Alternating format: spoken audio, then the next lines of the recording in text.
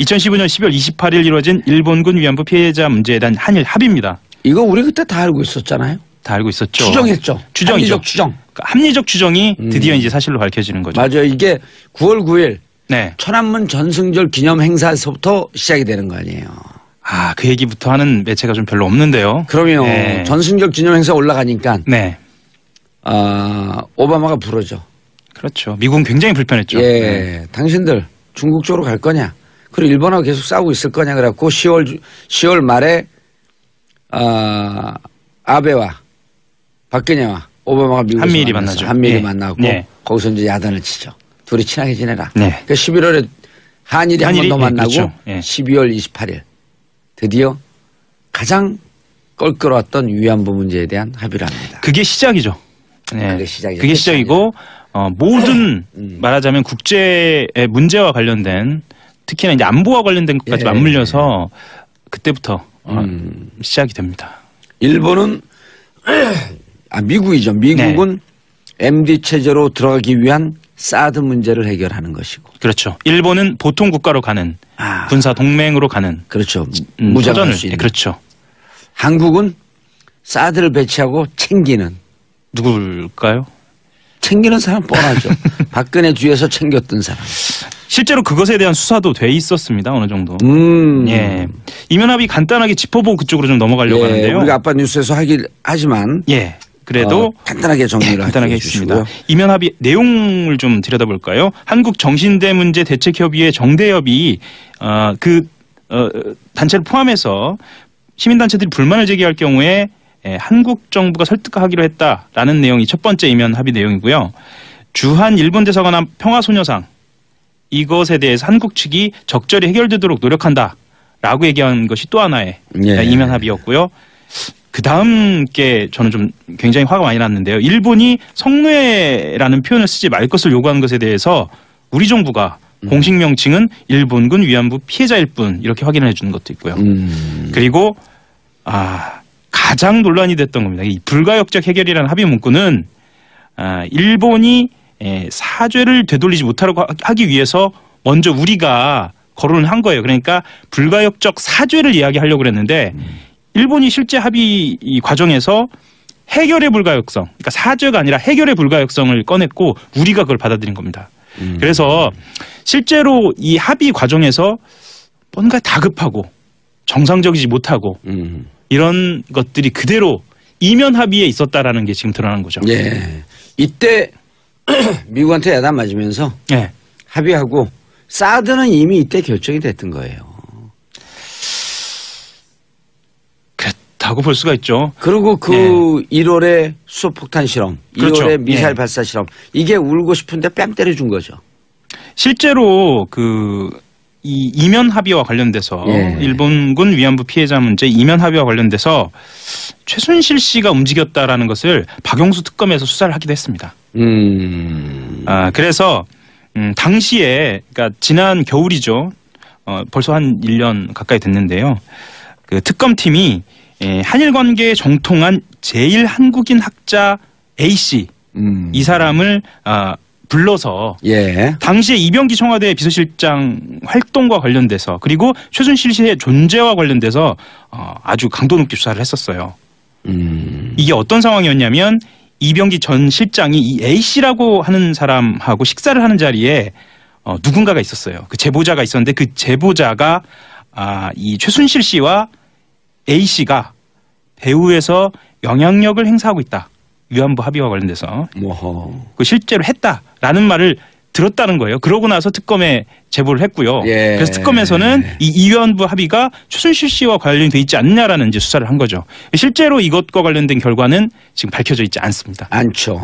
만약에 최순실이 개입되어 있다고 한다면 최순실이 사드 배치 결정에도 개입되어 있다?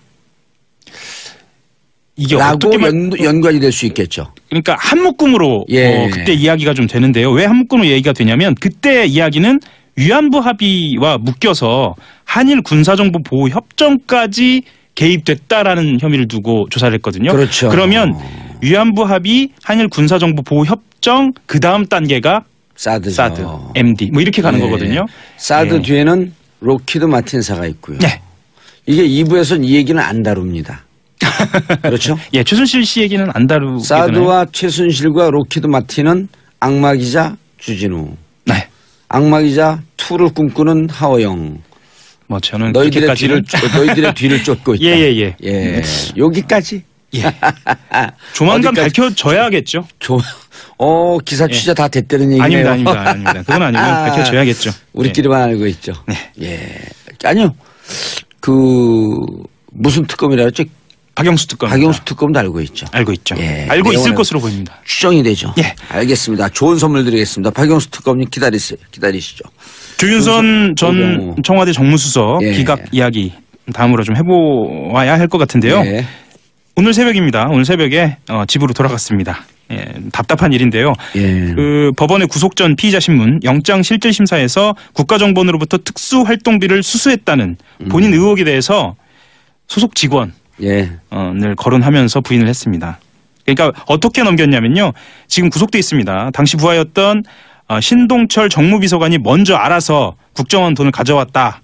업무 경비로 위협한 줄 몰랐다라고 이야기하면서 자기 소속 직원을 부하라고 이렇게 칭하면서 자기는 몰랐다라는 거예요. 이 사람이 그냥 돈을 가져왔고 자기가 받은 게 아니고 가져오니까 그 돈인지 모르고 썼다? 네.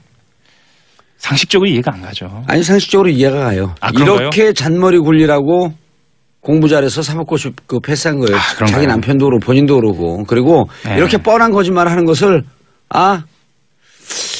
그 진술이 있으니 맞습니다. 라고 그렇죠. 인정해준 판사. 예, 서울중앙지법 오민석 영장전담 부장판사가요.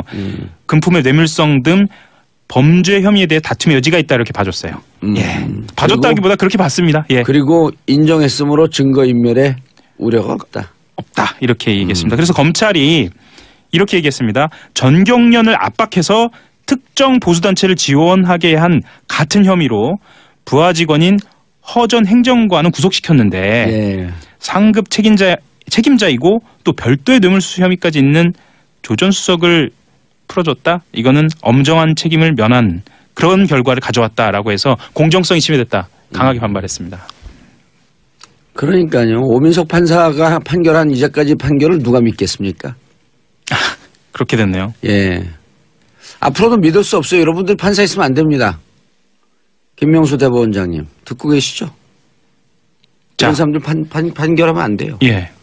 아니 검찰이 항의했잖아요. 검찰 항의한 논조에 근거해서 하는 거예요. 저는 얘기가. 그렇죠.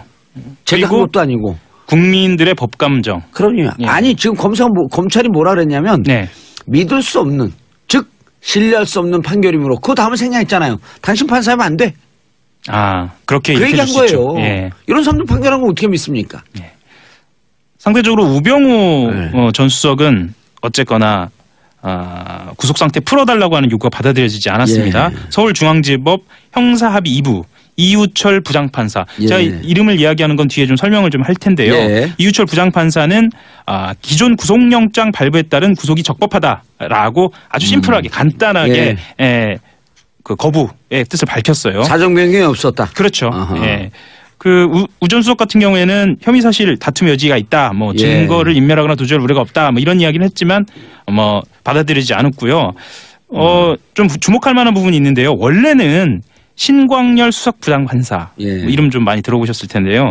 김관지, 임관빈 다 풀어줬죠. 정책실장 김관빈 전 안보실장을 풀어줬던. 이번 구속적부심 같은 경우에는 그 심판사가 맡아야 하지만 신수석 부정이 우 전 수석이랑 고향이 같아요. 경북봉화. 그리고 동기. 서울대 법대 사법연수원 동기예요. 그래서 학교는 하나 좀 선배거려?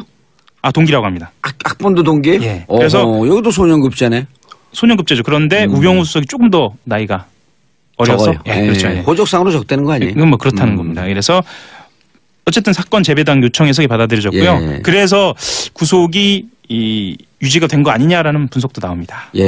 자, 이유철 부장판사가 이러이러함으로 기각한다. 그다음 생략된 말이 있잖아요. 그 전에 사정 변경이 없는데 구속적 부심에서 풀어준 신광열 형사수석 부장판사 잘못된 판결입니다. 이렇게 얘기한 거예요. 그렇게 볼 수가 있겠죠. 그렇죠. 아니 그 뒤에 생략된 부분 이것을 행간의 의미라 그러잖아요. 행간의 의미죠. 사이버사령부 얘기로 다음으로 넘어가겠습니다. 사이버사령부 지금 김관진 전 장관이 예.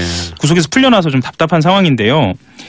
2012년 4월 11일 총선을 앞두고 4월 11일 총선을 앞두고 사이버 사령부를 동원해서 정부 비판에 대응하고 치적을 홍보하는 30일 작전을 벌였다.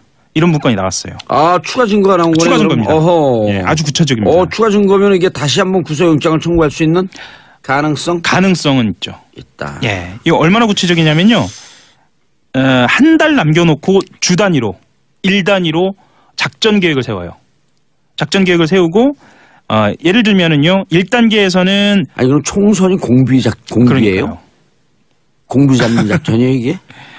주간 단위로 성과형 임무 수행을 했다라는 얘기도 합니다. 그래서 2주 전에는 중도 오염 차단 이런 얘기를 해요. 중도 세력인데 좌쪽으로 기울고 있는 중도 오염 차단. 네. 그리고 바로 전주에는 우익 결집 보호 주간이다. 뭐 이런 얘기도 합니다. 아우 참 이런 사람도 이거 풀어준 신강렬 부장판사 뭐 하는 사람이에요 진짜. 그래서 군 사이버 사령부의 심리전이 사실은 당시 여당의 총선 승리를 위한 선거운동이 아니었느냐 이렇게 볼 수 있게 된 거죠. 예, 이때는 한나라당이었죠? 예, 한나라당이었죠. 예. 새누리당. 아니 새누리당은 그 대선 이후에 바뀌었죠. 대선 이후에 바뀌었습니다. 예. 그때 이야기를 조금 더 해보면요. 예를 들면 이런 내용도 있습니다. 한 명의 간첩이 100명의 종북 세력과 1만 명의 좌파를 만든다. 뭐 이런 얘기도 있고요. 현재 추정되는 1만 명의 종북 세력 뭐 이런 이야기도 나옵니다. 예, 그래서 저는 이걸 보면서 이렇게 느꼈는데 그럼 왜 잡지 못했냐? 왜 잡지 않고 있었느냐? 그 종북 세력이라고 하는 프레임 자체가 페이크 프레임이라는 그렇죠. 거죠. 예, 예. 가짜 프레임이었던 거죠. 그렇게 말이 되지 않은 프레임을 쳐놓고 광범위한 정치 개입을 한 거죠. 본인들이 그런 식으로 정당화를 한 거죠. 이게 어디서 나온 증거인가요? 이게 검찰이 확보하고 있는 건가요? 아닙니다. 이게 국방부 TF에서 나온 거고요. 아하, 그럼 이제 검찰로 넘겨야 되겠네요. 검찰로 넘겨야 합니다. 추가 증거가 나왔으므로 김관진 전 안보실장은 구속의 가능성이 높아지고 있습니다. 예. 그렇죠. 2월에 미사일 발사 실험. 이게 울고 싶은데 뺨 때려준 거죠.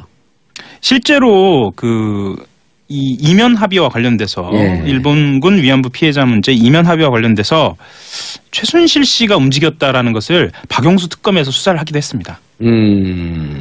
그래서 당시에 그러니까 지난 겨울이죠. 벌써 한 1년 가까이 됐는데요. 그 특검팀이 한일 관계에 정통한 제일 한국인 학자 A 씨 이 사람을 불러서 당시에 이병기 청와대 비서실장 활동과 관련돼서 그리고 최순실 씨의 존재와 관련돼서 아주 강도 높게 수사를 했었어요. 이게 어떤 상황이었냐면 이병기 전 실장이 이 A 씨라고 드디어 가장 껄끄러웠던 위안부 문제에 대한 합의를 합니다. 그게 시작이죠. 네. 그게 시작이고 모든 말하자면 국제의 문제와 관련된 특히나 이제 안보와 관련된 것까지 맞물려서 그때부터 시작이 됩니다. 일본은 미국이죠. 미국은 MD 체제로 들어가기 위한 사드 문제를 해결하는 것이고. 그렇죠. 일본은 보통 국가로 가는 군사 동맹으로 가는. 그렇죠. 무장할 수 있는. 그렇죠. 한국은 사드를 배치하고 챙기는. 누굴까요? 챙기는 사람 뻔하죠. 박근혜 뒤에서 챙겼던 사람. 실제로 그것에 대한 수사도 돼 있었습니다. 어느 정도. 예. 이면합의 간단하게 짚어보고 그쪽으로 좀 2015년 12월 28일 이루어진 일본군 위안부 피해자 문제에 대한 한일 합의입니다. 이거 우리 그때 다 알고 있었잖아요. 다 알고 있었죠. 추정했죠. 추정이죠. 합리적 추정. 그러니까 합리적 추정이 드디어 이제 사실로 밝혀지는 거죠. 맞아요. 이게 9월 9일 천안문 전승절 기념 행사에서부터 시작이 되는 거 아니에요. 그 얘기부터 하는 매체가 좀 별로 없는데요. 그러면 전승절 기념 행사 올라가니까 오바마가 부르죠. 그렇죠. 미국은 굉장히 불편했죠. 당신들 중국 쪽으로 갈 거냐? 그리고 일본하고 계속 싸우고 있을 거냐? 그래갖고 10월 말에 아베와 박근혜와 오바마가 미국에서 한미일이 만나죠. 한미일이 만나고 거기서 이제 야단을 치죠. 둘이 친하게 지내라. 그러니까 11월에 한일이 한 번 더 만나고 그렇죠. 12월 28일. 이 불가역적 해결이라는 합의 문구는 일본이 사죄를 되돌리지 못하려고 하기 위해서 먼저 우리가 거론을 한 거예요. 그러니까 불가역적 사죄를 이야기하려고 그랬는데 일본이 실제 합의 과정에서 해결의 불가역성, 그러니까 사죄가 아니라 해결의 불가역성을 꺼냈고 우리가 그걸 받아들인 겁니다. 그래서 실제로 이 합의 과정에서 뭔가 다급하고 정상적이지 못하고 이런 것들이 그대로 이면 합의에 있었다라는 게 지금 드러난 거죠. 예. 이때 미국한테 야단 맞으면서 예. 합의하고 사드는 이미 이때 결정이 됐던 거예요. 그렇다고 볼 수가 있죠. 그리고 그 예. 1월에 수소폭탄 실험 넘어가려고 하는데요. 우리가 아빠 뉴스에서 하지만 예. 그래도 간단하게 정리를 간단하게 해주시고요. 하겠습니다. 이면 합의 내용을 좀 들여다볼까요? 한국 정신대 문제 대책협의회 정대협이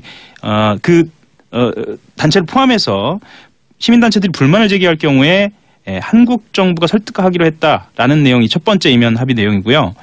주한 일본 대사관 앞 평화소녀상 이것에 대해서 한국 측이 적절히 해결되도록 노력한다라고 얘기한 것이 또 하나의 예. 이면 합의였고요. 그 다음 게 저는 좀 굉장히 화가 많이 났는데요. 일본이 성노예라는 표현을 쓰지 말 것을 요구하는 것에 대해서 우리 정부가 공식 명칭은 일본군 위안부 피해자일 뿐 이렇게 확인을 해주는 것도 있고요. 그리고 가장 논란이 됐던